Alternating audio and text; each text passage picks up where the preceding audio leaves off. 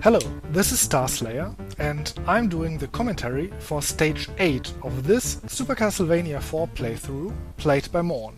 Shoutouts to Morn and everybody else on the fantasystrike.com forums. And here we are, welcome to the dungeon. I have to admit that it's been a while since I last played a Castlevania game. I played Castlevania 1 on the NES and the first Castlevania on Game Boy, Castlevania The Adventure, when I was a child. It was over 20 years ago, I think. Combat was quite different in those games because you didn't have that much freedom with the whip as you have now. Now you can whip up and down and in all 8 directions basically, and the whip is generally really awesome.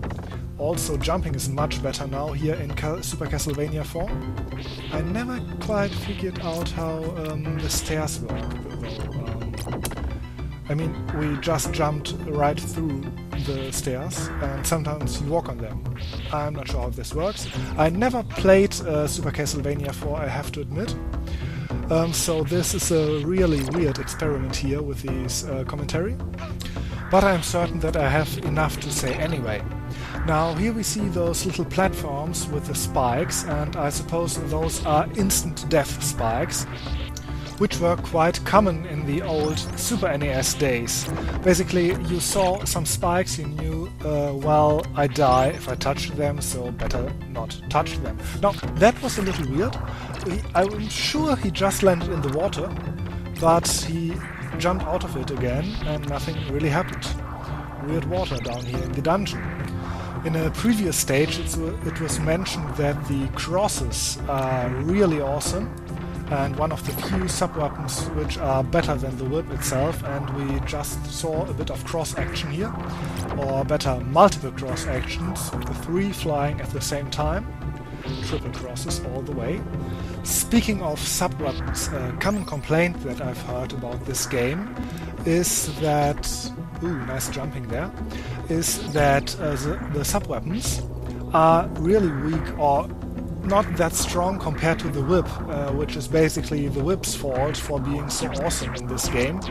Not only can you whip in all 8 directions, you can do also lots of other stuff with the whip. We'll see some of it later on.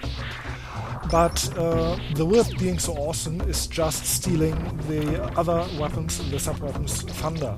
Well, except for the triple cross, which seems really cool and can kill a lot of stuff. Now a bit more jumping here, and he's really destroying all the candles that he's seeing.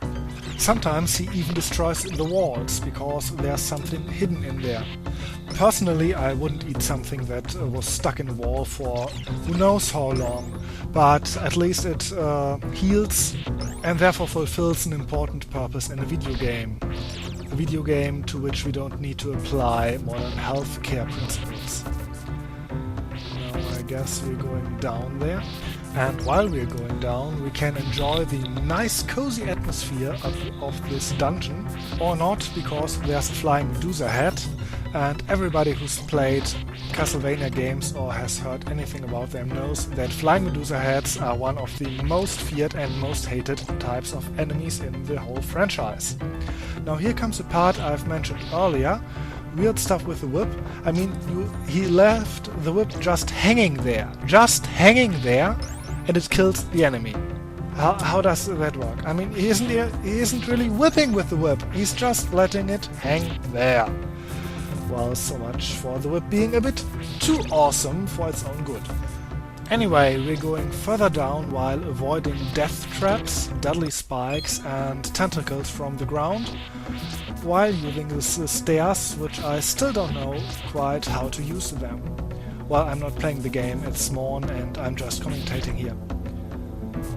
Now, how to avoid those things? Well, there's a nice trick. To avoid the instant death, he hits the stairs, gets hit by the flying bricks, gets damaged and is invincible for a second or two, so he can walk through the deadly spikes without dying. A bit more jumping here. And wait, is this even water or is this some kind of acid? Because we just lost 2 little bars of health when stepping into that liquid. For falling spikes, more jumping, more flying eyeballs. Weren't those things from the Zelda games, those flying eyeballs? Yes, I'm pretty sure that flying eyeballs just like these appeared in Zelda 2, The Adventure of Link. Avoiding the dagger, because it is a very bad sub-weapon. Now, those skeletons that come out of the walls, I somehow imagine that they're just trying to do their morning gymnastics and we are killing them for no real reason, because are they hurting us? I don't think so. They're just hanging there, waving their little arms, just like we are waving our little arms while we are limbo dancing under those spikes. I suppose those are instant death spikes too. Would be consistent. There's another skeleton and we kill it again, because we are so evil. There are no candles here and also no hidden secrets. So we're going back and we should be near the end of the level now. Well, disappearing blocks are a classic in old NES and SNES games, but those were a short segment. And here's the level's boss. It's Frankenstein's monster. And it's really Frankenstein's monster. It's not Frankenstein, as some people are calling him. It's his monster. Frankenstein was the scientist who created the monster. Whoa, that was quick. We already defeated the boss. I did not expect that.